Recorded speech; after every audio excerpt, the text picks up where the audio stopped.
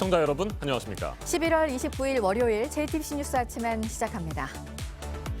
코로나19의 새로운 변이 바이러스 오미크론에 대한 공포가 확산되고 있습니다. 세계 각국은 입국자 규제 조치를 강화하고 있습니다. 지금까지 오미크론 감염이 공식 확인된 나라는 남아프리카 공화국과 보츠와나, 영국, 독일, 홍콩 등 12개국입니다.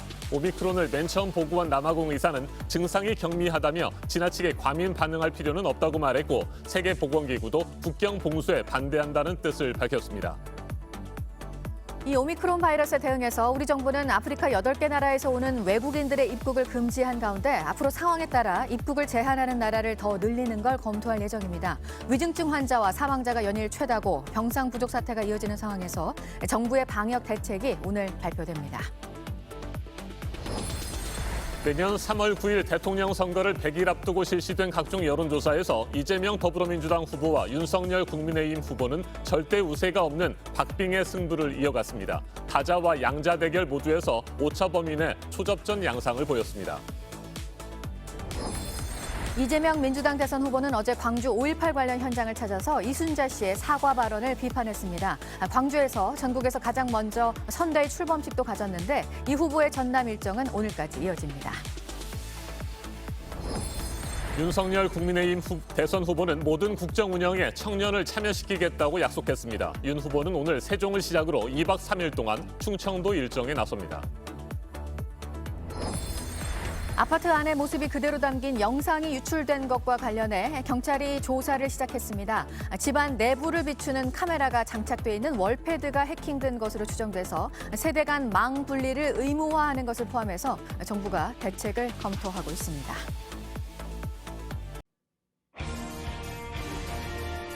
코로나19의 새로운 변이 바이러스 오미크론에 대한 공포가 아프리카와 유럽은 물론이고 아시아 등 전 세계를 덮쳤습니다. 지금까지 오미크론 감염이 공식 확인된 나라는 남아프리카 공화국과 보츠와나, 영국, 독일, 홍콩 등 12개국입니다. 세계 각국은 남아공 등 아프리카 8개 나라의 여행 경보를 최고 수준으로 높이고 입국자 규제 조치를 강화하는 등 비상입니다. 기존 델타 변이에 비해 전염력이 최소 2배 이상 높은 것으로 알려진 오미크론은 백신의 면역 보호 기능도 떨어뜨릴 가능성이 있어 우려가 커지고 있습니다. 네, 이 새로운 변이가 얼마나 위험한지 분석하기까지 2, 3주 정도가 걸릴 것으로 예상되는데요. 각국의 국경 봉쇄 움직임은 더 늘어날 것으로 보입니다. 우리 정부는 오미크론 발생 국가와 인접한 남아프리카 8개국에서 들어오는 외국인의 입국을 어제 0시부터 차단하고 있습니다. 입국 제한 국가를 확대하는 방안도 검토하고 있습니다. 문재인 대통령은 오늘 특별 방역 점검 회의를 주재하고 정부는 방역 강화 방안을 발표합니다. 단계적 일상 회복이 시작된 이후 위중증 환자와 사망자가 늘고 있는데 오늘 0시 기준 신규 확진자 수는 3,000명대 중반에 이를 것으로 보입니다. 첫 소식 박지윤 기자가 보도합니다. 중앙방역대책본부는 오미크론의 위험도와 확산 정도를 파악해 입국 제한 국가를 확대하는 방안을 검토하고 있다고 밝혔습니다. 앞서 방역당국은 지난 주말 남아공과 보츠와나 등 남아프리카 8개 나라를 방역 강화 국가와 위험 국가, 격리 면제 제외 국가로 지정했습니다.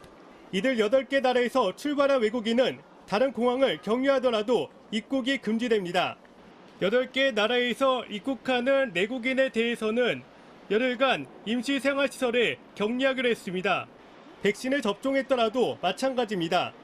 아직 오미크론 확진자는 우리나라에서 확인되지는 않았습니다. 현재 실시되는 PCR 검사는 델타 등 기존 4종류 변이만을 판정할 수 있어 정부는 오미크론도 검출할 수 있는 PCR 검사법을 서둘러 개발하기로 했습니다.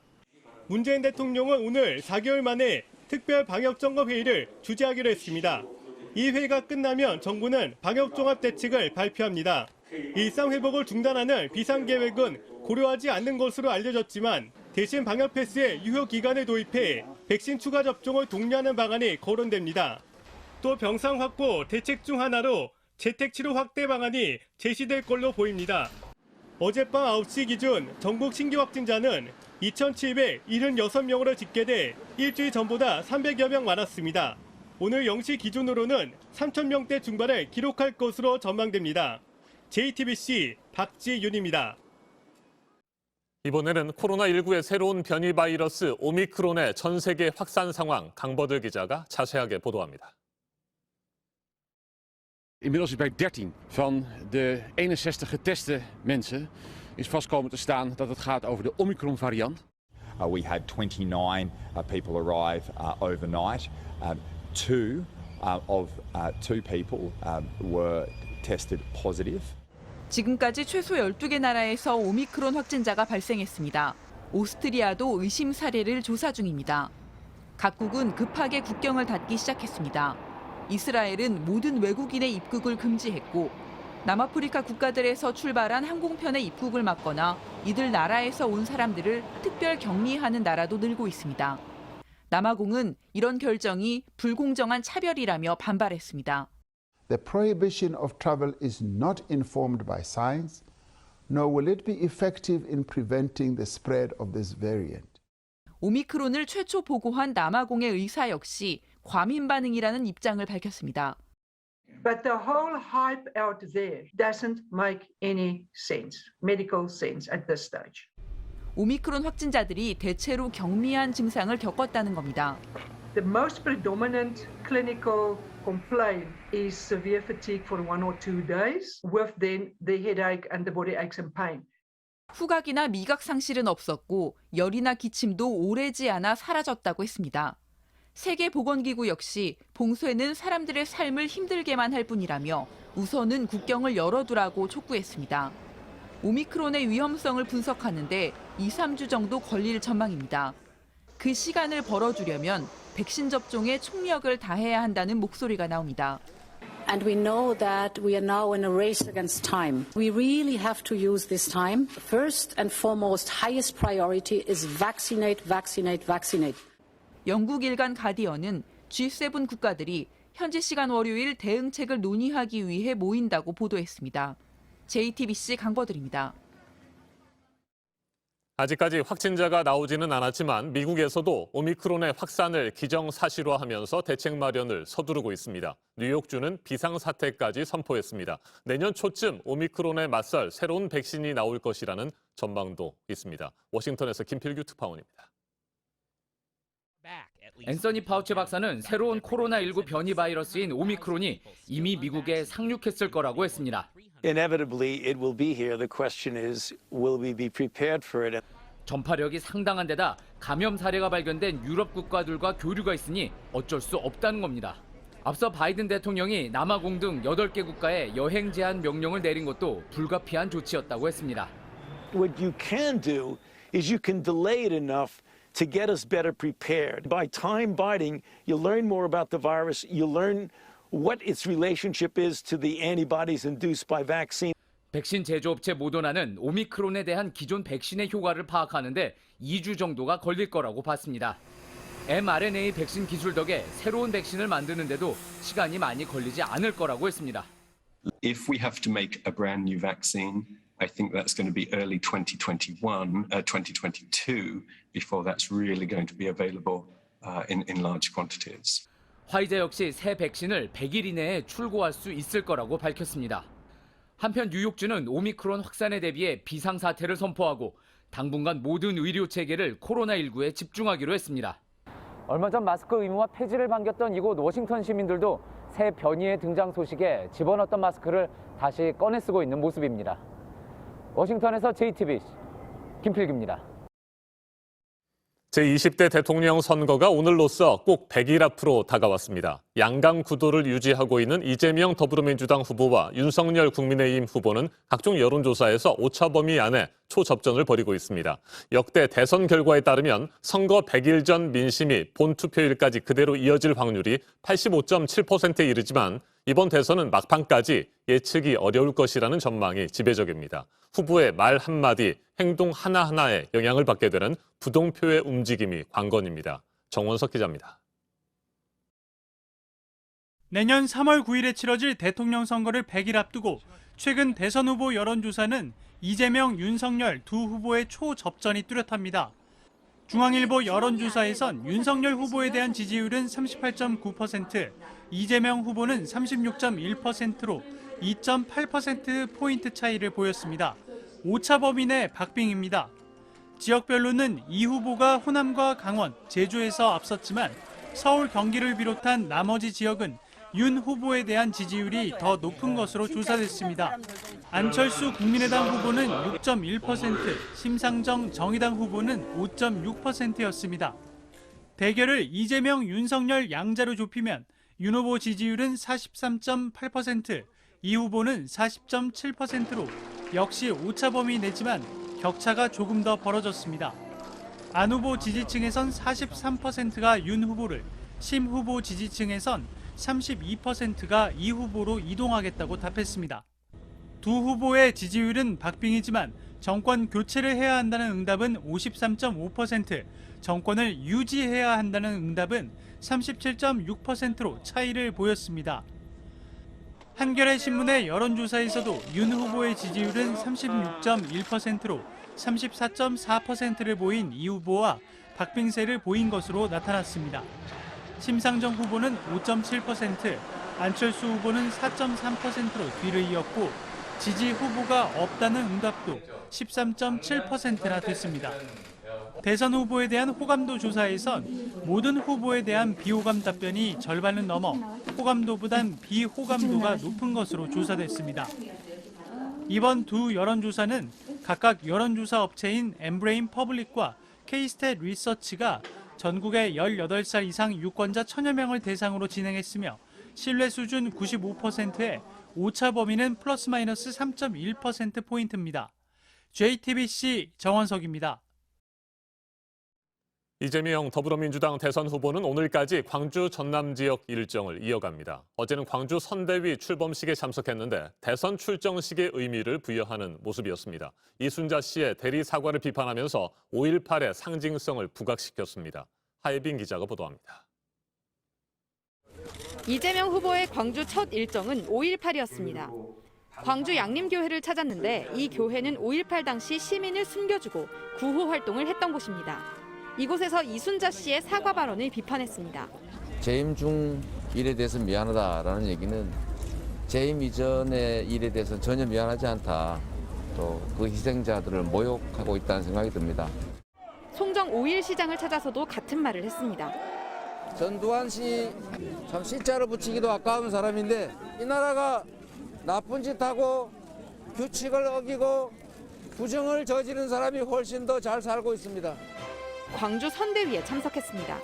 광주는 민주당의 전국 지역 선대위 중 가장 먼저 출범식을 가졌습니다. 대선이 100일 앞으로 다가온 시점이라 사실상 이 후보의 대선 출정식처럼 치러졌습니다. 우리 2030 세대들에게 이 혹독한 세상을 물려줘서 정말로 죄송합니다. 정말로 미안합니다. 지지세가 약한 청년층에 대한 발언을 많이 했고 호남의 절대적 지지를 호소했습니다. 호남 없이 이재명이 없다는 것은 호남이 민주당의 텃밭이어서가 아니라 죽비와 같은 호남의 호통, 깨우침이 있기 때문입니다. 전두환 씨가 정치는 잘했다는 발언 이후 이어진 윤석열 국민의힘 후보의 개사과 논란도 거론했습니다. 철학도 역사인식도 준비도 없는 그런 사람들에게 나라와 국민의 미래를 맡길 수는 없습니다. 광주 학살 주범 전두환을 찬양하고 국민들을 존중하지 않는 사람이 대한민국을 제대로 끌어갈 수는 없습니다. 이 후보의 전남 일정은 오늘까지 이어집니다. JTBC 하혜린입니다. 네, 국민의힘의 윤석열 대선 후보는 청년층 공략에 주력하고 있는데요. 후보 직속의 청년위원회를 만들었고 청년들을 모든 국정 운영에 참여시키겠다고 말했습니다. 최수연 기자가 보도합니다.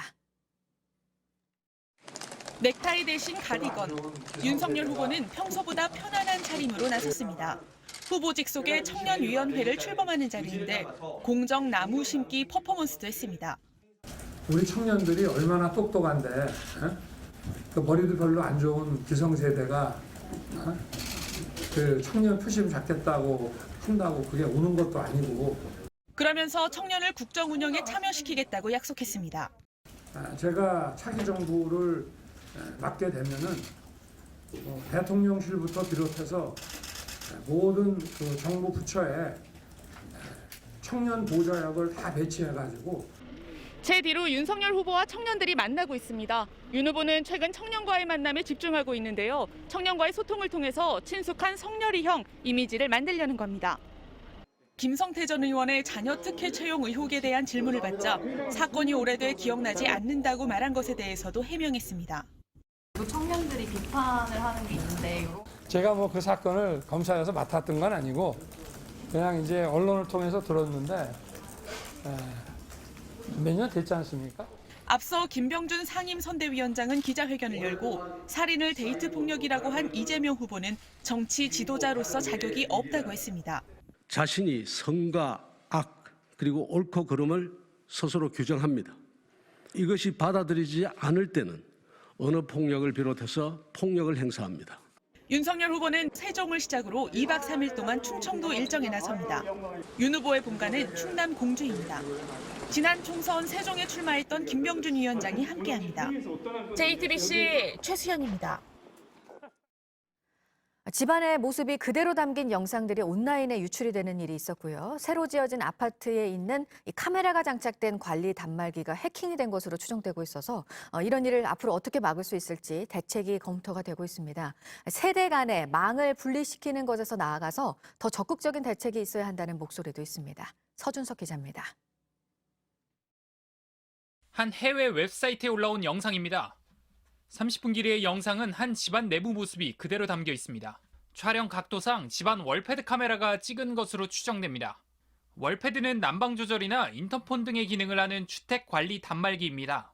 게시자는 한국 집에 있는 기계를 통해 얻은 것이라며 대부분의 아파트를 해킹했다고 덧붙였습니다.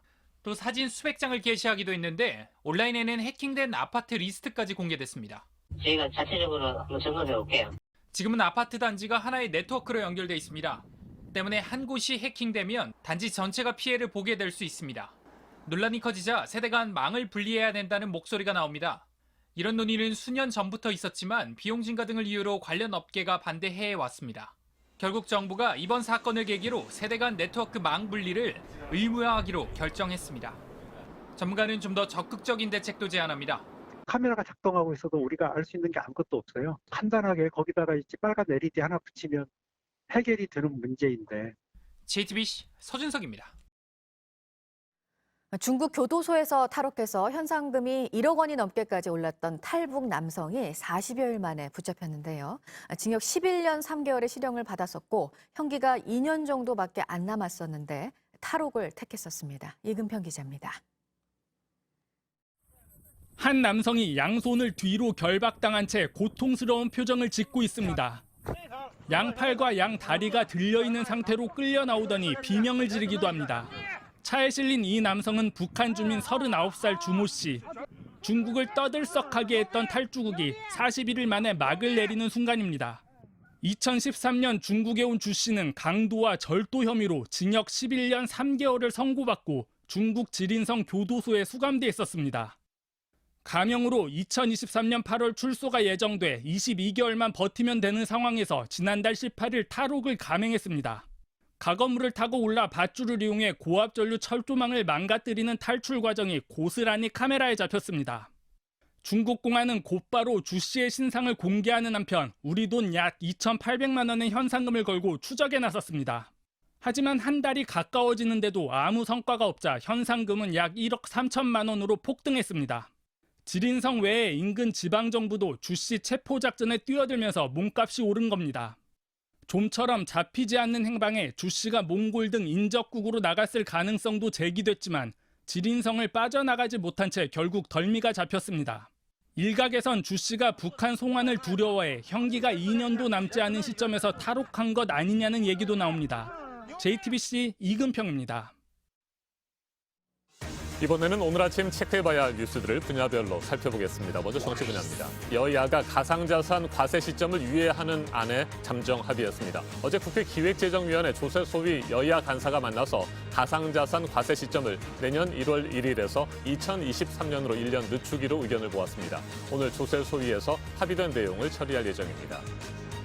손학규 전 바른미래당 대표가 오늘 대선 출마를 선언하는 기자회견을 합니다. 손 전 대표의 대권 도전은 이번이 4번째입니다. 정치외교학과 교수 출신으로 1993년 정치에 입문해 4선 국회의원과 경기도지사 등을 역임했습니다.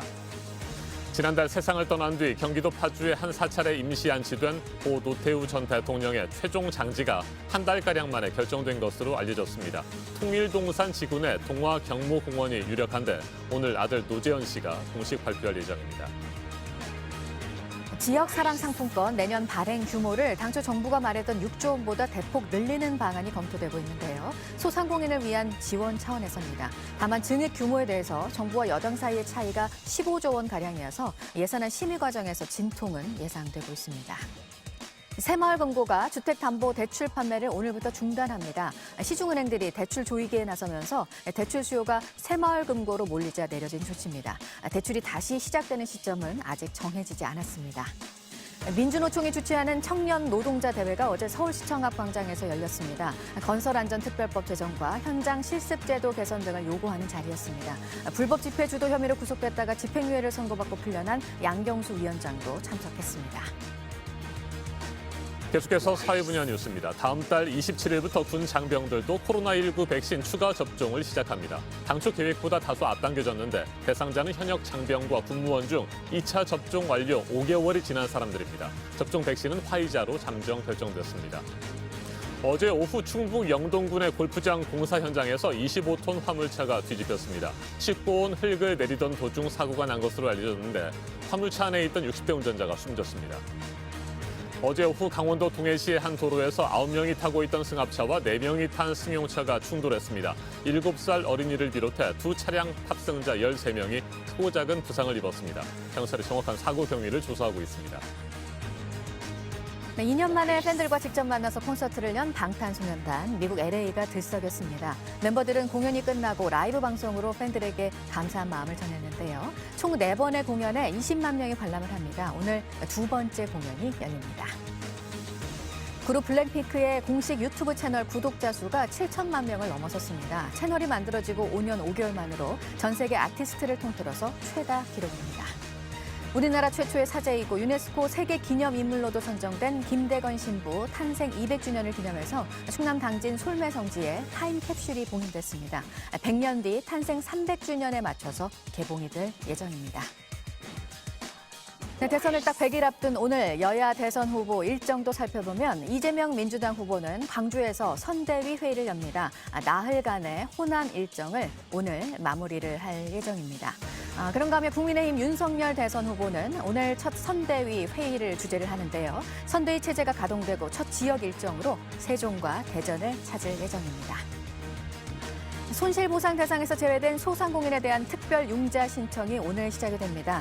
정부가 10만 명에 대해서 1인당 2천만 원 한도로 1%의 초저금리 대출을 지원합니다. 첫 일주일은 출생연도 끝자리를 기준으로 5부제가 시행이 됩니다.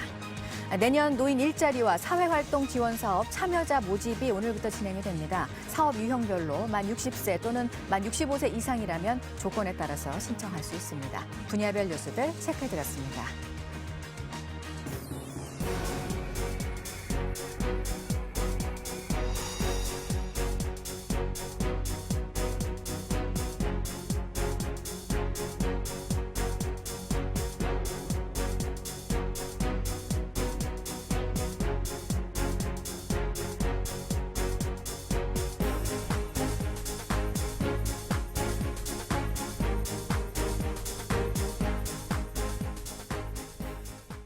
네, 월요일 아침입니다. 7시 42분 지나고 있습니다. 이 오미크론 변이 바이러스에 대한 각국의 긴장감 그리고 그에 따른 조치들 앞서 전해드렸는데요. 북한도 촉각을 곤두세우고 있는 모습입니다. 보도국 연결해서 알아보겠습니다. 이재승 기자, 북한에서 관련 보도를 한 거죠? 네, 그렇습니다. 북한이 코로나19의 변이종인 오미크론 등장에 방역을 강화했습니다.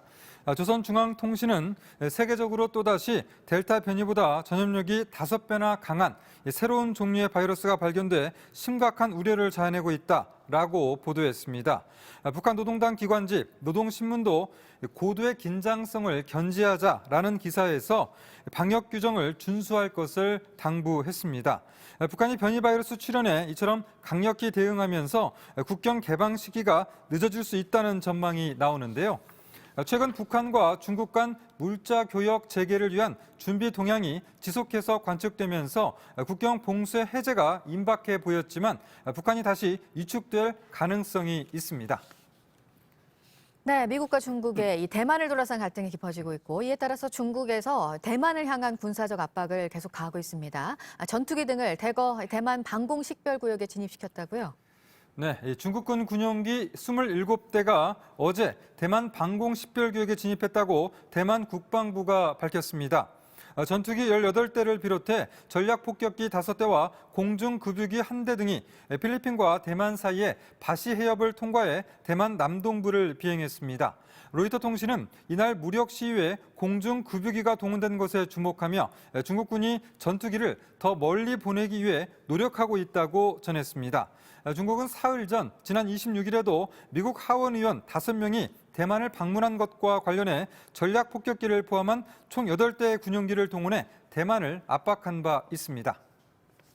네, 페루에서 난 강진 소식도 있습니다. 피해 상황이 지금 어떻습니까? 네, 남미 페루 북부에서 규모 7.5의 강한 지진이 발생했습니다. 미국 지질조사국에 따르면 현지 시간 28일 일요일 새벽에 5시 52분에 발생했는데요. 천정과 벽이 완전히 무너져 내린 주택의 모습들이 속속 전해지고 있습니다. 현지 피해자의 말 들어보시죠.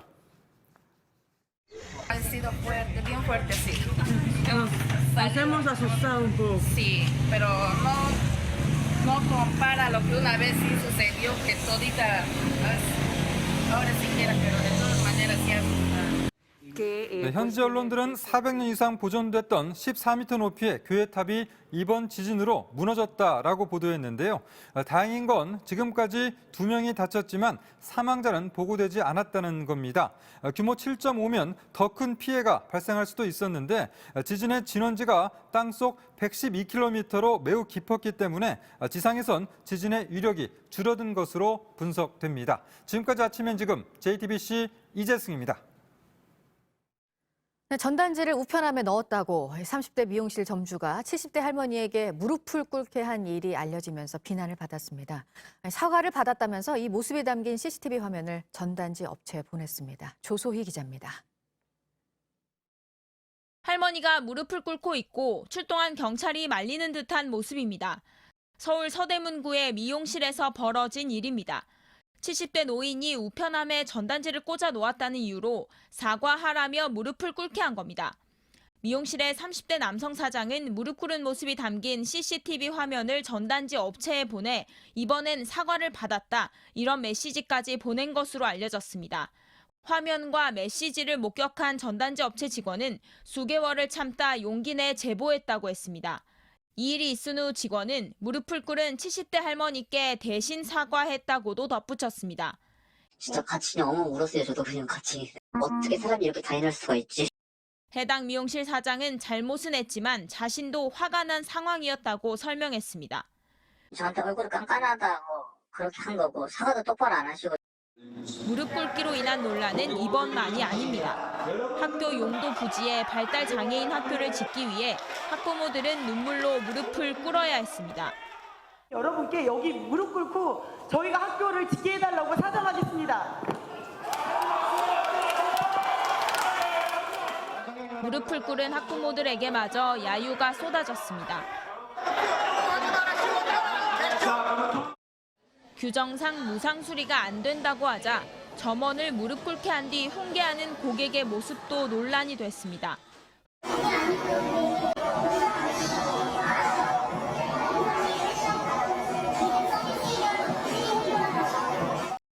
회사 직원을 무릎 꿇게 한 뒤 폭행한 양진호 회장은 결국 징역 5년형을 살게 됐습니다. 그러나 내용만 달라졌을 뿐 무릎 꿇기 논란은 이렇게 계속되고 있습니다. JTBC 조소입니다. 코로나19의 새로운 변이 바이러스 오미크론이 전 세계로 빠르게 번지고 있습니다. 세계 각국은 오미크론 발생지인 남아프리카 공화국과 인접 국가 국민들의 입국을 규제하는 등 빗장을 다시 걸어 잠그고 있습니다. 우리 정부도 어제 0시부터 남아프리카 8개국에서 들어오는 외국인들의 입국을 금지하고 있습니다. 코로나19 국내 상황도 좋지 않은데 단계적 일상 회복, 이른바 위드 코로나가 도입 한 달 만에 흔들리고 있습니다. 지난 토요일에는 주말을 기준으로 역대 가장 많은 신규 확진자가 나왔고 위중증 환자와 사망자도 연일 역대 최다를 기록하고 있습니다. 엄중식 가천대 길병원 감염내과 교수 자리 함께했습니다. 어서 오십시오. 네, 남아프리카 공화국 정부가 오미크론을 세계보건기구 WHO에 처음 보고한 시점이 지난 24일이잖아요. 아직 일주일도 안 됐는데 영국, 홍콩, 남아프리카 공화국 등 12개국에서 감염이 확인됐습니다. 이 정도면 전파력이 매우 강하다고 볼 수 있겠죠? 예, 일단 남아공 현지에서 그 확진자가 나오는 추이가 잠잠하다가 다시 폭증하는 그런 양상을 보이고 있는데 네. 이 확진자들의 그 대부분이 오미크론에 의한 감염으로 확인이 되고 있는 상황이고 또 이 남아공을 중심으로 해서 경유하였거나 방문했던 사람들이 다시 돌아가는 과정에서 전 세계적으로 확산이 되고 있는 추이를 보이고 있습니다. 그렇기 때문에 사실 델타 변이 바이러스가 최초에 퍼질 때도 네. 이런 양상을 보였기 때문에 상당히 우려스러운 상황이라고 보고 있습니다. 네, 기존 델타 변이 바이러스보다도 더 빠른 속도로 퍼지고 있고 최소 2배 이상의 속도다 이런 분석도 나오고 있고요. 아주 빠른 시간 안에 우세종으로 자리를 잡아가고 있는 것 같습니다. 현재 그 자료가 아직까지는 좀 제한적이기 때문에 전파력을 델타 변이 바이러스하고 단순하게 비교하기는 좀 어렵습니다. 남아공의 접종률이나 백신 접종률이나 네. 또는 사회적 거리두기 같은 물리적인 방어 체계가 우리나라하고는 좀 다른 환경이기 때문에 단순 비교는 좀 어렵지만 현지에서 확진자가 많이 나오는 것을 보면은 전파력이 델타 변이 바이러스에 비해서 만만치 않은 것은 분명한 것 같습니다. 네, 새로운 변이 바이러스 오미크론의 존재를 처음 세상에 알린 남아프리카 공화국 의사. 증상은 특이하긴 하지만 경미한 편이다 이렇게 얘기를 했습니다. 이건 어떻게 봐야 됩니까? 예, 보통은 이제 열이 나고 호흡기 증상이나 우리가 아주 특이한 그런 증상으로 후각이나 미각의 소실 같은 것들이 델타 변이 바이러스에는 특징적인데 네. 오미크론 같은 경우는 아주 극심한 피로감을 주증상으로 하고 있는 것으로 알려져 있습니다. 다행인지 아직은 확인하기 어렵지만 현지에서는 주로 젊은 사람들을 위주로 퍼져나가고 있기 때문에 치명률과 관련된 자료가 아직 확인이 안 되고 있지만 이 치명률 자체는 큰 차이는 없을 것 같은데 여전히 증상이나 이런 데 차이도 있고 또 이것과 관련한 전파력의 차이를 어떻게 볼 것이냐가 여전히 좀 불투명한 그런 상황이라고 보고 있습니다. 네, 증상이나 치명률에 대한 연구 분석은 좀 더 시간이 필요할 것 같습니다. 그런데 일단 새로운 변이 바이러스이기 때문에 고령자나 기저질환자에게는 더 위험할 수 있을 것 같은데 이건 어떻게 보세요? 지금까지 유행했던 그 델타 변이 바이러스를 포함해서 네. 모든 코로나19 바이러스는 주로 60대 이상의 고위험군에게 치명률이 높은 것으로 나타나고 있는 공통적인 특징을 갖고 있습니다. 그래서 오미크론의 경우에도 이런 고령자에서의 감염 또는 고위험 질환을 가진 분에서의 감염이 일어나면 유사한 치명률을 보일 것으로 예상이 되고 있습니다. 네, 가장 우려가 되는 것은 백신을 많이 맞았어도 백신의 면역력 보호 기능을 이 새로운 변이 바이러스가 떨어뜨리지 않을까 하는 점입니다. 오미크론이 이번에 나왔습니다만 앞으로도 추가적인 새 변이 바이러스가 나올 가능성도 높고요. 네, 오미크론의 가장 우려되는 부분은 이게 델타 변이 바이러스보다 훨씬 많은 그 변이가 네. 스파이크 단백질이라는 것에 있는 겁니다. 지금까지 알려진 알파, 베타, 델타 이런 변이 바이러스에서 보였던 변이가 오미크론은 이 스파이크 단백질에서 30개 이상 모두 다 포함해서 보이고 있기 때문에 지금 우리가 개발한 백신의 효과를 크게 떨어뜨릴 가능성이 높다는 것이 네. 가장 우려가 되는 점이고 이제 이렇게 되면은 백신 접종을 하는 것이 무력화될 가능성이 있고 모든 것을 원점에서부터 다시 시작해야 되는 그런 어려움이 있습니다. 네, 이스라엘의 경우에는 2주 동안 외국인의 입국을 전면 금지했습니다. 우리 정부도 어제 0시부터 남아프리카 공화국 등 8개국에 외국인들 입국을 금지하고 있는 상황이고요. 자, 그런데 세계보건기구는 국경 봉쇄에 반대한다는 뜻을 밝혔습니다. 어떻게 해야 됩니까? 이제 보건기구의 그 입장하고 각국의 입장은 좀 다른 것 같습니다. 지금은 이 오미크론과 관련돼서 불확실성이 가장 문제가 되는 겁니다.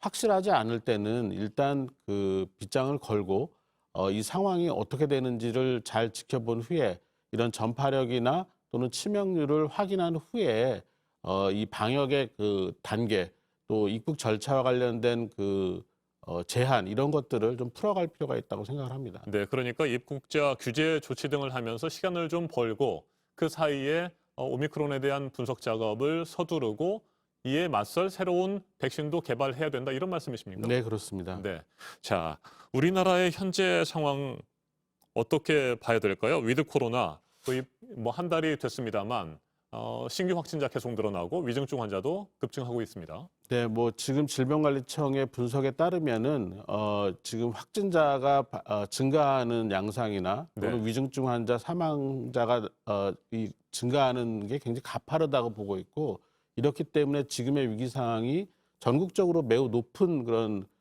위기 상황으로 판단을 하고 있습니다. 지금 특히 위중증 환자와 관련된 문제가 점점 심각해지고 있는데 전국의 이 위중증 환자 병상이 이제 75%를 넘어서고 있습니다. 이 가동률이. 이렇게 되면은 그 실제로 우리가 사회적 거리두기를 멈추고 단계적 일상 회복을 시작할 때에 비상 멈춤의 기준점을 전국의 위중증 환자 병상 가동률 75%로 잡았거든요. 네. 이제는 뭔가 결정을 해야 되는 그런 상황이 됐다고 볼 수 있습니다. 네, 교수님께서도 실제로 현장에서 코로나19 환자를 치료하고 계시잖아요.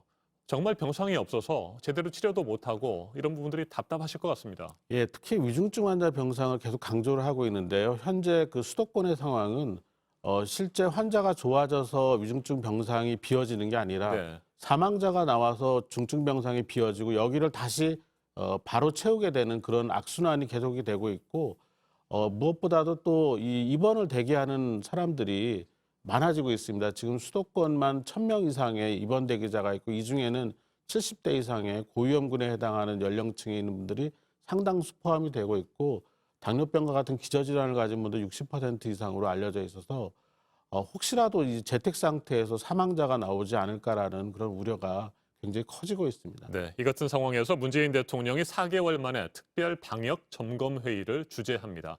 우리 정부 시급하게 추진해야 할 것들이 뭐가 있다고 생각하세요? 일단은 어떤 방법으로든 지금의 그 일상 회복을 진행하기는 어렵다고 보고 있고 결국 방역을 강화하는 대책을 내놔야 됩니다.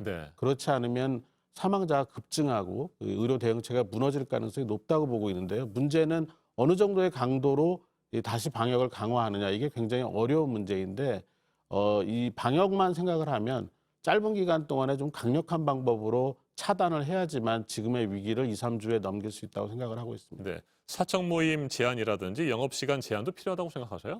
지금 뭐 그 이전에 했던 방법들이 이제 이런 부분들인데 지금은 그런 방법을 사용했을 때보다 더 많은 확진자가 나오고 있는 상황이라서 그 정도 수준으로 짧은 시간에 확진자를 줄이고 위중증 환자를 줄일 수 있겠는가라고 생각을 하면 좀 더 강한 방법이 있어야 되지 않는가라고 생각을 합니다. 알겠습니다. 오늘 여기까지 듣겠습니다. 엄중식 가천대 길병원 감염내과 교수였습니다. 말씀 잘 들었습니다.